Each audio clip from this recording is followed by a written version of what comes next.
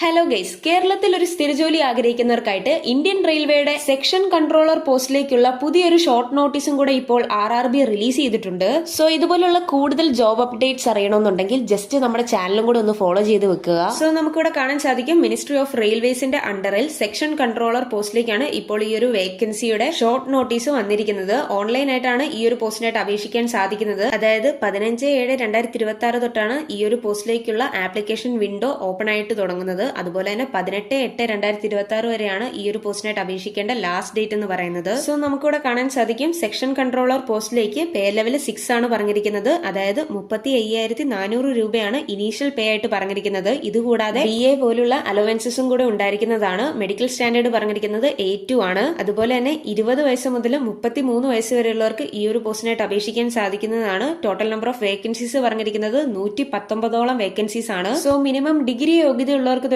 അപേക്ഷിക്കാൻ സാധിക്കുന്ന പോസ്റ്റാണ് സെക്ഷൻ കൺട്രോളർ പോസ്റ്റ് എന്ന് പറയുന്നത്. സോ കേരളത്തിലും വേക്കൻസീസ് ഉണ്ടായിരിക്കുന്നതാണ്. ഈ ഒരു പോസ്റ്റിനെ കുറിച്ചുള്ള കൂടുതൽ ഡീറ്റെയിൽസ് ഒഫീഷ്യൽ നോട്ടിഫിക്കേഷൻ വരുമ്പോൾ അപ്ഡേറ്റ് ചെയ്യുന്നതായിരിക്കും. സോ വീഡിയോ ഇഷ്ടപ്പെട്ടു കഴിഞ്ഞാൽ ലൈക്ക് ചെയ്യാനും സബ്സ്ക്രൈബ് ചെയ്യാനും അതുപോലെ തന്നെ നിങ്ങളുടെ സുഹൃത്തുക്കളിലേക്ക് ഈ ഒരു വീഡിയോ ഷെയർ ചെയ്യാനും മറക്കല്ല്. So thanks for watching this video.